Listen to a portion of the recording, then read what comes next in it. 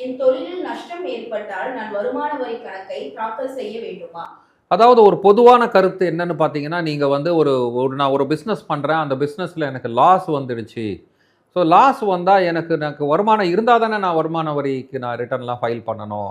அதனால எனக்கு என்ன லாபம்னு பார்த்தீங்கன்னா, நிச்சயமா வந்து நீங்க பார்த்தீங்கன்னா, நீங்க ப்ராஃபிட் ரிட்டர்னுக்கு டாக்ஸ் ரிட்டர்ன் ஃபைல் பண்றீங்களோ இல்லையோ, லாஸ் ரிட்டர்னுக்கு கண்டிப்பா ஃபைல் பண்ண வேண்டியது அவசியம்.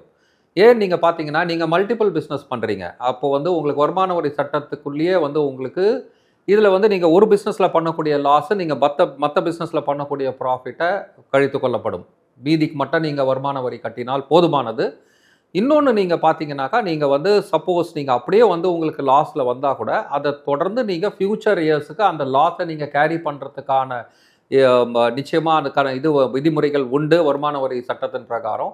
அதனால நீங்க ப்ராஃபிட் ரிட்டர்னுக்கு ஃபைல் பண்றத விட, லாஸ் ரிட்டர்னுக்கு ஃபைல் பண்றது ரொம்ப முக்கியம். முக்கியமா வந்து இந்த ரிட்டர்ன நீங்க அந்த டியூ டேட்க்குள்ள ஃபைல் பண்ணா தான் உங்களுக்கு இந்த அட்வான்டேஜஸ் கிடைக்கும்.